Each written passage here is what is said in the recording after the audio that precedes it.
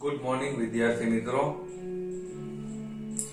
અત્યાર સુધી આપણે ટેક્સ્ટ બુકના 4 યુનિટ છે એમને પૂર્ણ કરી ચૂક્યા છીએ અને બ્લેકબગના પણ 5 યુનિટ આપણે પૂર્ણ કરી ચૂક્યા છીએ અને હવે એક નવો ગ્રામરનો ટોપિક શીખવા જઈ રહ્યા છે જેનું નામ છે એડિટિંગ. આ ટોપિક અત્યાર સુધી તમે જે પણ બધું જ ગ્રામર શીખી ગયા છો એ ગ્રામરના ટોપિકને આધારે હોય છે. માત્ર 10મા ધોરણની વાત કરીએ તો નવી પેપર સ્ટાઇલ મુજબ એ 3 માર્ક્સ માટે પૂછાય છે, પરંતુ આ ટોપિક ધોરણ 11, 12 અને ત્યાર પછીની કોઈ પણ સ્પર્ધાત્મક પરીક્ષાઓ માટે ખાસ અને ખાસ ઉપયોગી બની જશે. એટલે માત્ર ધોરણ 10 ના 3 માર્ક્સને જ ધ્યાનમાં ન લેતા, અને હું તમને ગેરંટી સાથે કહું છું કે આ એડિટિંગનો ટોપિક હું તમને જેટલો વિસ્તૃત રીતે સમજાવીશ એટલો ભવિષ્યમાં તમને કોઈ અથવા તો કોઈ નહીં સમજાવે. અમારા શબ્દોને તમે યાદ રાખી લેજો, કારણ કે ભવિષ્યની અંદર જ્યારે પણ તમે સ્પર્ધાત્મક પરીક્ષાના ક્લાસ કરવા માટે જશો તો એ ક્લાસીસની સમયમર્યાદા વધીને 2 મહિનાની હોય છે અને એ 2 મહિનાની અંદર તમારે બધા જ વિષયો તૈયાર કરવાના થતા હોય છે. તો એ 2 મહિનાની અંદર તમને વધીને 30 થી 32 લેક્ચર મળે અંગ્રેજી વિષયના, અને 32 લેક્ચરની અંદર તમારે બધું જ અંગ્રેજી ગ્રામર તમને શીખવાડી દેશે. તો 10 લેક્ચરમાં તમે વ્યવસ્થિત ટેન્સ પણ ન સમજી શકો, જ્યારે 32 લેક્ચરમાં તમને ધોરણ 5 થી માંડીને 12 સુધીનું ગ્રામર સમજાવી દેશે. તો એ ખૂબ ઝડપથી મુખ્ય મુદ્દાઓને ખાલી સમજાવશે, પરંતુ આટલું ડિટેલમાં તમને ક્યાંય સમજાવશે નહીં. એટલે ખાસ ગંભીરતાપૂર્વક આ મુદ્દાને તમે શીખવાનો પ્રયત્ન કરજો, માત્ર 3 માર્ક્સને ધ્યાનમાં ન લેતા. હવે આ એડિટિંગનો જે ટોપિક છે એ ટોપિક પર તમારે અત્યારે કુલ 10 ટોપિક પેટા ટોપિક શીખવાના થશે. એની અંદરથી પહેલો ટોપિક છે આર્ટિકલ. એ તો આપણે 5મા ધોરણથી શીખતા આવીએ છીએ. ત્યાર પછી બીજો ટોપિક છે પ્રેપોઝિશન. આ પ્રેપોઝિશન તમે વિસ્તૃતમાં અત્યાર સુધી શીખા નથી. અમુક પ્રેપોઝિશનોથી પરિચિત છો, પરંતુ વિસ્તૃતમાં શીખા નથી. ત્યાર પછીનો ત્રીજો ટોપિક છે એ છે કંજક્શન, જે આપણે 9મા ધોરણની અંદર શીખી ગયા છીએ થોડા ઘણા વધારાના કંજક્શન સાથે 10મા ધોરણની અંદર શીખવાના છીએ. ત્યાર પછી ચોથો ટોપિક છે પર્સનલ પ્રોનાઉન્સ. પર્સનલ પ્રોનાઉન્સ એટલે કે વ્યક્તિગત સર્વનામો, જે I U you AC it જે આપણે બધા શીખીએ છીએ એ. ત્યાર પછી રિલેટિવ પ્રોનાઉન્સ. રિલેટિવ પ્રોનાઉન્સ આની આપણે જ્યારે લગભગ ગ્રામરના બધા જ ટોપિક જ્યારે આપણે શીખીએ છીએ એની ટૂંકમાં તો આપણે લગભગ ટેક્સ્ટમાં ક્યાંક ચર્ચા કરી જ ગયા હોય. અત્યારે આપણે વિગતવાર શીખવાના છીએ. ત્યાર પછી છઠ્ઠું છે ઇન્ટ્રોગેટિવ પ્રોનાઉન્સ.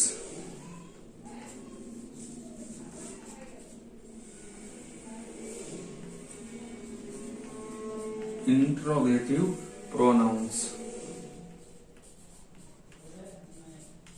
એટલે કે પ્રશ્નાર્થ સર્વનામો.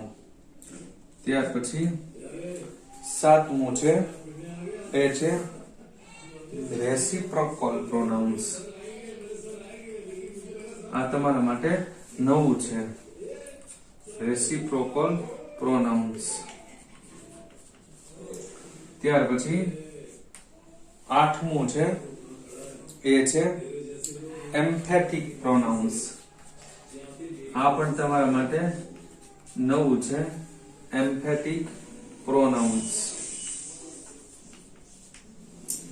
ત્યાર પછી 9મું છે જે આપણે શીખીએ છીએ એ જ મોડેલ ઓક્સિલરીઝ. 9મું છે એ મોડેલ ઓક્સિલરીઝ છે. અને 10મા ટોપિક ની અંદર અત્યાર સુધી જે શીખ્યા છે એ બધા જ ની મિક્સ એક્સરસાઇઝ છે.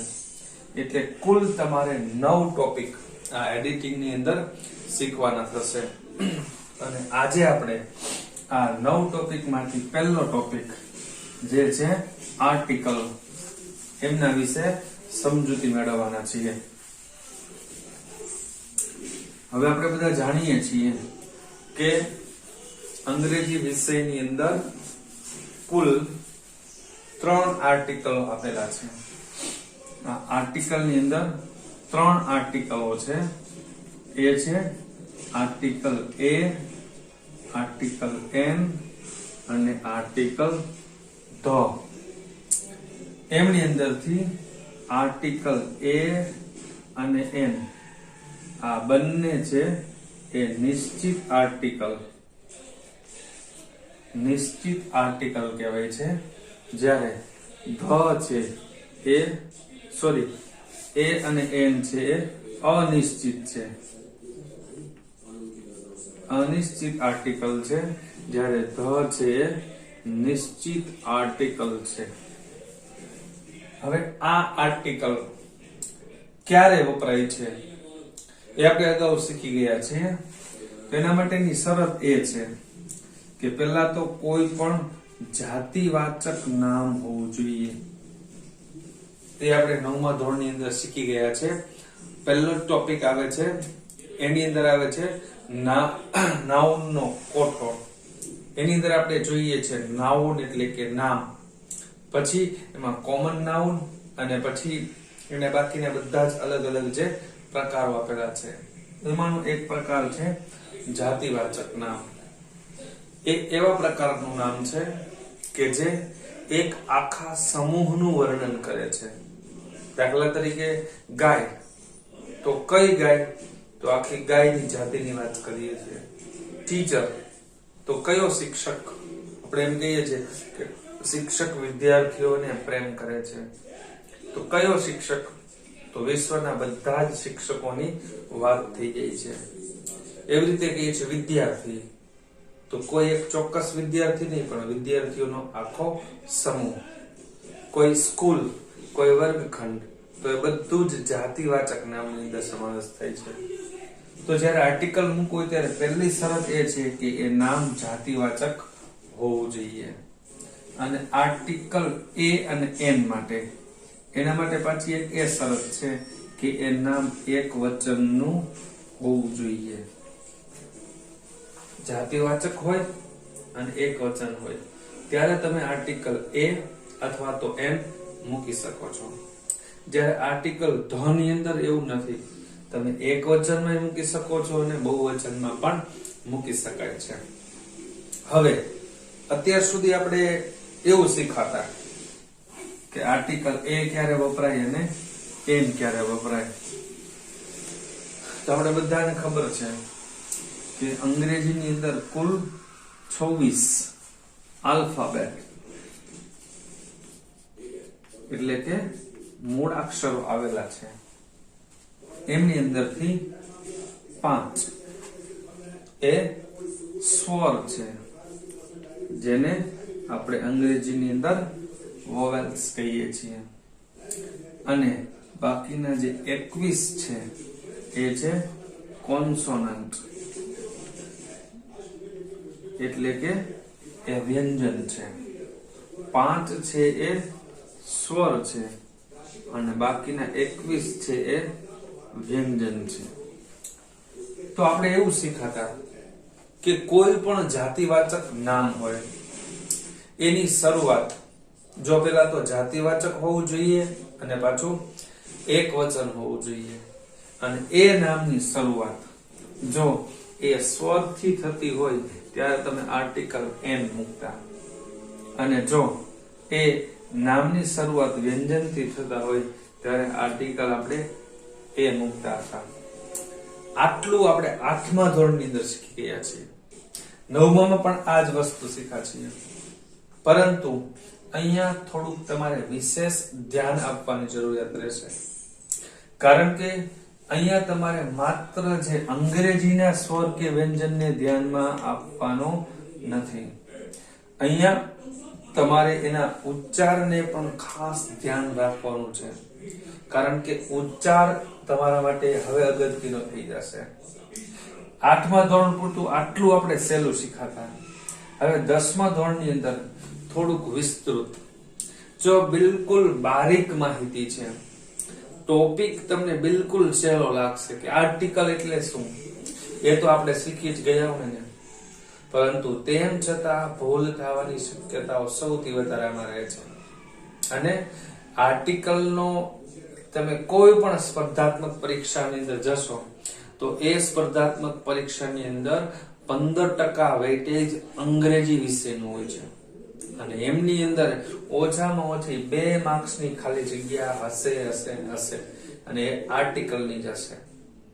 એટલે તમારા માટે આર્ટિકલ અગત્યના છે. તો તમારે માત્ર ગુજરાતી અંગ્રેજી ઉચ્ચાર નહીં, પરંતુ ગુજરાતી ઉચ્ચારને પણ તમારે ધ્યાનમાં રાખવાનો છે. તો એમના માટે આપણે 4 નિયમો શીખવાના છે. તો 4 નિયમોની અંદરથી પહેલો નિયમ છે કે કોઈ પણ જાતિવાચક નામ એક વચનનું હોય અને એની શરૂઆત અંગ્રેજી ઉચ્ચાર પ્રમાણે જોઈએ છે. અંગ્રેજીની અંદર અંગ્રેજીમાં એ સ્વરથી શરૂ થતું હોય છે. અંગ્રેજીની અંદર એ વ્યંજનથી શરૂ થતું હોય, અને ગુજરાતીમાં એનો ઉચ્ચાર એ પણ વ્યંજનથી થતો હોય. અંગ્રેજીનો પહેલો અક્ષર પણ વ્યંજન હોય અને ગુજરાતીમાં એનો ઉચ્ચાર એ પણ વ્યંજનથી જ્યારે શરૂ થતો હોય છે ત્યારે આર્ટિકલ એ વપરાય છે. દાખલા તરીકે આપણે ઉદાહરણ જોઈએ એટલે તમે સમજશો. અહીં આપેલું છે ડોગ. તો ડોગ એટલે કૂતરો. કયો ડોગ? ગમે તે હોઈ શકે. તો કેવું નામ થશે?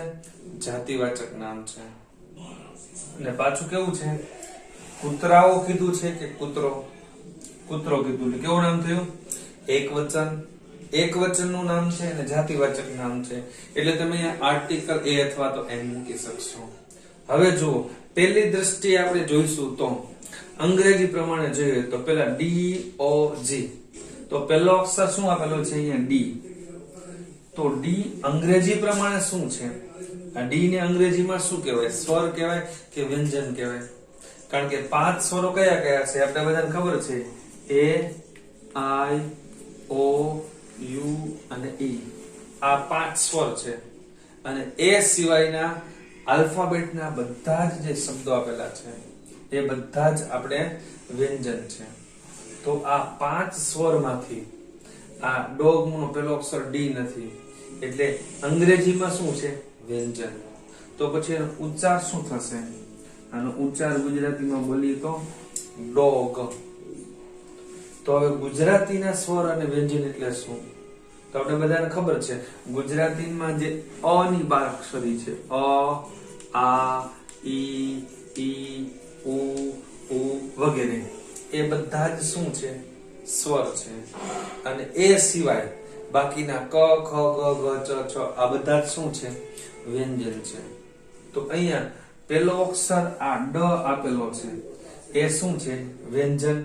તો જો પહેલો નિયમ શું થયો કે કોઈ પણ જાતિવાચક નામ એક વચન હોય અને તેનો અંગ્રેજી પ્રમાણે પ્રથમ અક્ષર વ્યંજન હોય અને ગુજરાતીમાં પણ તેનો ઉચ્ચાર વ્યંજનથી થતો હોય ત્યારે આર્ટિકલ એ વપરાય છે. તો શું કહેશું આપણે? A dog. એવી રીતે નામ આપેલું છે બોય. બોય એટલે છોકરો. તો છોકરો એ જાતિવાચક નામ છે અને એક વચન છે. પહેલો અક્ષર અંગ્રેજી પ્રમાણે જોઈએ તો B શું થશે? વ્યંજન થશે. ગુજરાતીમાં એનો ઉચ્ચાર શું થશે? બોય. તો આ બ એ શું થયો? વ્યંજન. એટલે શું થશે? અંગ્રેજી અને ગુજરાતી બંને પ્રમાણે વ્યંજન છે એટલે આર્ટિકલ કયો વપરાશે? એ. એટલે આપણે શું કહેશું? A boy. એવી રીતે આપણે કહીએ છીએ બુક. તો બુક નો પહેલો અક્ષર અને ઉચ્ચાર શું થશે? બુક. અંગ્રેજી પ્રમાણે જોઈએ તો બી શું છે? વ્યંજન. અને ગુજરાતી પ્રમાણે બ શું થયું? વ્યંજન.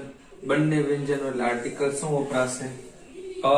એટલે a book, a dog, a pen, a class, a girl વગેરે આ બધા જ છે એની પહેલા આર્ટિકલ એ વપરાશે. બરોબર છે? ત્યાર પછી હવે આપણે બીજો નિયમ જોઈએ. બીજો નિયમ છે કોઈ પણ જાતિવાચક નામ અને એનો પ્રથમ અક્ષર અંગ્રેજી પ્રમાણે સ્વર હોય અને ગુજરાતી પ્રમાણે પણ સ્વર હોય. એટલે કે અંગ્રેજી અક્ષર અને ગુજરાતી ઉચ્ચાર બંને જ્યારે સ્વરથી શરૂ થતા હોય છે ત્યારે આર્ટિકલ એન વપરાય છે. જો અહીંયા બંને અક્ષર હોવા જોઈએ. આ વાત આપને ખબર નહોતી. 8મા ધોરણમાં ખાલી એટલું જ કહી દીધું હતું કે પહેલો અક્ષર સ્વર હોય એટલે આર્ટિકલ એન. પરંતુ ગુજરાતી ઉચ્ચારનું આપણે કીધું હતું નહીં. ઉદાહરણ લઈએ એટલે ખબર પડે. દાખલા તરીકે આપેલું છે એપલ. તો એપલ નો પહેલો અક્ષર જો પહેલો અક્ષર શું છે? અંગ્રેજી પ્રમાણે સ્વર છે. તો એનો ઉચ્ચાર શું થશે ગુજરાતીમાં? એપલ. તો પહેલો અક્ષર શું થયો? અ. તો અ એ ગુજરાતીનો શું છે? સ્વર. તો થયું અંગ્રેજીમાં સ્વર અને ગુજરાતીમાં પણ સ્વર. એટલે અહીંયા આર્ટિકલ વપરાશે એન. અ એપલ નહીં કહેવાય. શું કહેવાશે? An apple. એટલે કે સફરજન. ત્યાર પછી એલિફન્ટ. તો આપણે શું કહેશું? An elephant. એટલે કે હાથી. તો અહીંયા એલિફન્ટ છે એનો પહેલો અક્ષર શું આપેલો છે? અંગ્રેજી પ્રમાણે શું છે? ઈ સ્વર છે. ગુજરાતીમાં ઉચ્ચાર શું થશે? એલિફન્ટ. તો અ પહેલો અક્ષર શું થયો? ગુજરાતી પ્રમાણે જોઈએ તો સ્વર. બંને સ્વર છે એટલે વપરાનો આર્ટિકલ એન. ત્યાર પછી ઇન્ક પોટ એટલે કે શાહીનો ખડિયો. તો પહેલો અક્ષર જોઈએ તો ગુજરાતી અંગ્રેજી પ્રમાણે જોઈએ તો આઈ એ શું છે? સ્વર છે. તો ગુજરાતીમાં ઉચ્ચાર શું થાય? Ink pot. તો ઈ એ શું થયો? અંગ્રેજી પ્રમાણે સોરી ગુજરાતી પ્રમાણે ઈ શું થશે? અહીંયા એ સ્વર છે એટલે બંને સ્વર હોય ત્યારે આર્ટિકલ એન વપરાય છે. આ થયો આપણો બીજો નિયમ. ટૂંકમાં પહેલો નિયમ અંગ્રેજી અને ગુજરાતી બંને પ્રમાણે વ્યંજન હોય ત્યારે આર્ટિકલ એ. અને બીજો નિયમ અંગ્રેજી અને ગુજરાતી બંને પ્રમાણે જ્યારે સ્વર હોય છે ત્યારે આર્ટિકલ વપરાય છે એન. ત્યાર પછીનો ત્રીજો નિયમ જોઈએ.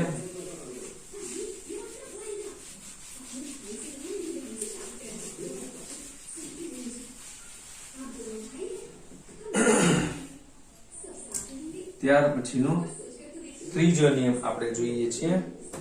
તો ત્રીજા નિયમની અંદર આપણે જોઈએ તો આપણે ગુજરાતીને મહત્વ વધુ આપવાનું છે. એટલે ગુજરાતી આપણી માતૃભાષા છે એટલું તમારે ખાલી યાદ રાખવાનું છે. કારણ કે ગુજરાતીને મહત્વ આપવાનું એટલું તમે યાદ રાખશો તો ત્રીજો અને ચોથો પોઈન્ટ તમને સરળતાથી સમજાઈ જશે. હવે જોઈએ અંગ્રેજી પ્રમાણે. અંગ્રેજી પ્રમાણે ભલે એ સ્વર આપેલો હોય અને ગુજરાતી પ્રમાણે વ્યંજન આપેલો હોય તો આપણે મહત્વ કોને આપવાનું છે? ગુજરાતીને. જો હું બોક્સ કરી દઉં છું આ આપણા માટે મહત્વનું છે. જો અંગ્રેજી પ્રમાણે સ્વર આપેલો હોય પરંતુ ગુજરાતીમાં એનો ઉચ્ચાર વ્યંજનથી થતો હોય તો આપણે ગુજરાતીને મહત્વ આપવાનું છે. અને જે પણ નામની શરૂઆત વ્યંજનથી થતી હોય ત્યારે આર્ટિકલ એ વપરાય છે, એ આપણે બધાને ખબર છે. એટલે ખાલી એટલું યાદ રાખશો, ગુજરાતીને મહત્વ આપવાનું છે. તો ગુજરાતીમાં જેને મહત્વ આપેલું હોય, દાખલા તરીકે આપણે એક ઉદાહરણ લઈએ, યુરોપિયન, એટલે કે યુરોપના વ્યક્તિ. તો અહીંયા પહેલો અક્ષર તમે જોશો ને, જો ભૂલ અહીંયા જ થશે. પહેલો અક્ષર તમે જોવો છો ઈ, તો અંગ્રેજી પ્રમાણે ઈ શું થશે? સ્વર છે. એટલે તમે એવું વિચાર લેશો, અત્યાર સુધી આપણા મગજમાં શું હતું કે પહેલો અક્ષર એ આઈ ઓ યુ ઈ હોય એટલે આપણે એન મૂકી દેવાનું, પરંતુ આપણે એનો ઉચ્ચારને ધ્યાનમાં રાખવાનું. તો આનો ઉચ્ચાર શું થશે? યુરોપિયન. તો અહીંયા ય એ શું થયો? આ વ્યંજન છે કે સ્વર છે? ગુજરાતી પ્રમાણે તો ગુજરાતીમાં એનો ઉચ્ચાર છે વ્યંજનથી થાય છે, કારણ કે ય એ સ્વર નથી, વ્યંજન છે. તો આપણે મહત્વ આપશું ગુજરાતીને, એટલે અહીં આર્ટિકલ અ યુરોપિયન એમ વપરાશે, એન યુરોપન એમ વપરાતું નથી. બીજા બે ચાર ઉદાહરણ આપણે જોઈએ. અ યુનિયન,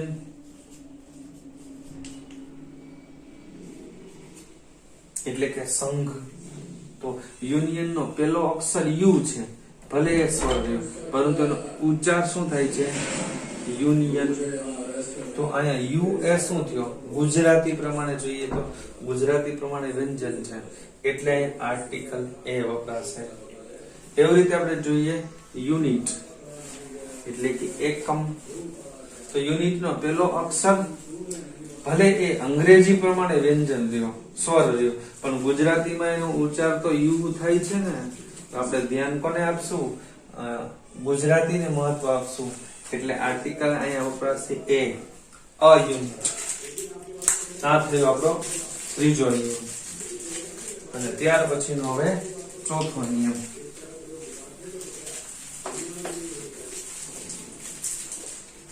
ત્યાર પછીનો ચોથો નિયમ. ચોથા નિયમની અંદર એ અંગ્રેજી પ્રમાણે જોઈએ તો એ અંગ્રેજી પ્રમાણે ભલે એ સ્વર આપેલો, અંગ્રેજી પ્રમાણે એ વ્યંજન આપેલો હોય, પરંતુ ગુજરાતીની અંદર તેનો ઉચ્ચાર એ સ્વરથી થતો હોય, તો આપણે ગુજરાતીને મહત્વ આપવાનું છે. એટલે આર્ટિકલ અહીં કયો વપરાશે? એન વપરાશે. અહીંયા પણ તમને ભૂલ થવાની શક્યતાઓ રહે છે. ત્રીજા અને ચોથા પોઈન્ટની અંદર તમારે માત્ર યાદ રાખવાનું છે, મહત્વ કેને આપવાનું છે? આપણે ગુજરાતીને. તો ગુજરાતી પ્રમાણે એનો ઉચ્ચાર જો સ્વરથી થતો હોય તો આર્ટિકલ એન વપરાશે. બે ઉદાહરણ જોઈએ. દાખલા તરીકે આપણે કહીએ ઓનેસ્ટ.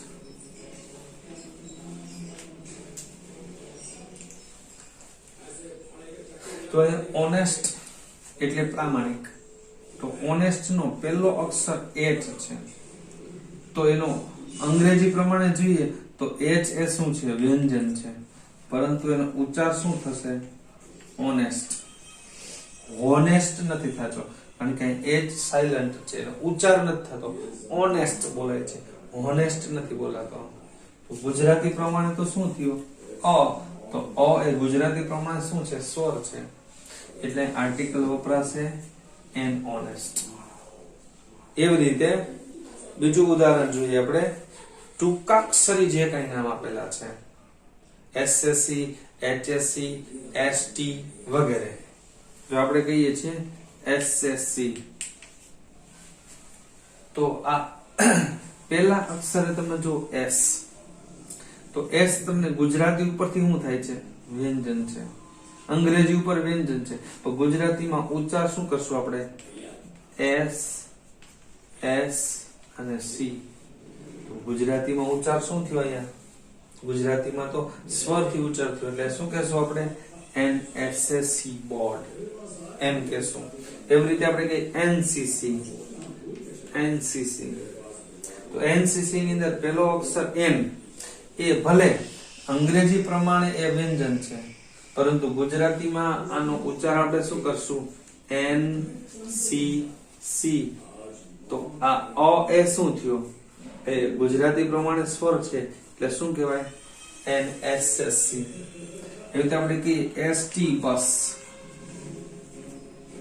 તો S પેલો અક્ષર જો આપણે અંગ્રેજી પ્રમાણે જોઈએ તો અંગ્રેજીમાં તો S એ વ્યંજન થશે, પરંતુ ગુજરાતીની અંદર એનો ઉચ્ચાર શું કરશું આપણે? ST બસ. તો અ એ શું થયો? સ્વર થયો, એટલે શું કહેવાશે? NST બસ. આપણે આજે 4 નિયમો વિશે સમજૂતી મેળવીએ છીએ. એ 4 નિયમો છે એને આપણે ટૂંકમાં યાદ રાખવા હોય તો કેવી રીતે યાદ રાખી શકાય એ તમને લખાવું છું. આ બધું જ તમારી બુકની અંદર નોટ કરતા જાજો. અત્યાર પૂરતો નહીં પણ ભવિષ્યમાં તમને આ ખાસ ઉપયોગી આવવાનું છે. તો એક બાજુ આપણે લખીએ છીએ ગુજરાતી અને બીજી બાજુ આપણે લખીએ છીએ અંગ્રેજી. એટલે આને શું સમજવાનું? ગુજરાતી ઉચ્ચાર અને આ પેલા આપણે લખવાનું થશે અંગ્રેજી અને પછી ગુજરાતી લખીએ. તો પેલા આવશે અંગ્રેજી અને ત્યાર પછી ગુજરાતી, એટલે કે અંગ્રેજી ઉચ્ચાર અને ગુજરાતી ઉચ્ચાર. એની અંદરથી આપણે જોઈએ પહેલો નિયમ. તો પહેલા નિયમમાં જો અંગ્રેજી ઉચ્ચાર એનો વ્યંજનથી થતો હોય અને ગુજરાતીમાં એનો ઉચ્ચાર વ્યંજનથી થતો હોય ત્યારે આર્ટિકલ એ વપરાય છે. બીજો નિયમ, જો કોઈ પણ નામનો ઉચ્ચાર એ અંગ્રેજીની અંદર સ્વરથી થતો હોય અને ગુજરાતીમાં એનો ઉચ્ચાર સ્વરથી થતો હોય ત્યારે આર્ટિકલ એન વપરાય છે. ત્યાર પછી ત્રીજો નિયમ જોઈએ તો ત્રીજો નિયમ, કોઈ પણ અંગ્રેજી નામ છે એનો પહેલો અક્ષર અંગ્રેજી પ્રમાણે સ્વર હોય પરંતુ ગુજરાતીની અંદર એનો ઉચ્ચાર વ્યંજનથી થતો હોય ત્યારે આર્ટિકલ એન વપરાય છે. કારણ કે મહત્વ કોનું છે? ગુજરાતીનું. એ આપણી માતૃભાષા છે, એના ઉપર વધુ ભાર મૂકીશું. ત્યાર પછી ચોથા પોઈન્ટમાં આનાથી ઉલટું, એટલે કે અંગ્રેજીની અંદર જો એનો ઉચ્ચાર છે એ વ્યંજનથી થતો હોય પરંતુ ગુજરાતીમાં એનો ઉચ્ચાર સ્વરથી થતો હોય છે. સોરી, અહીં આપણે શું કરવું? અહીં આર્ટિકલ એ આવશે, આર્ટિકલ એ. ચોથા નિયમની અંદર કે અંગ્રેજીની અંદર એનો ઉચ્ચાર વ્યંજનથી થતો હોય, ગુજરાતીમાં એનો ઉચ્ચાર સ્વરથી થતો હોય તો ગુજરાતીને મહત્વ આપીશું ત્યારે વપરાશે આર્ટિકલ એન. બિલકુલ સહેલું છે. વ્યંજન વ્યંજન, સ્વર સ્વર. પછી સૌથી પહેલા વ્યંજન સ્વર, વ્યંજન સ્વર, સોરી સ્વર વ્યંજન, વ્યંજન સ્વર. તો આમથી યાદ રાખો એ એન એ એન.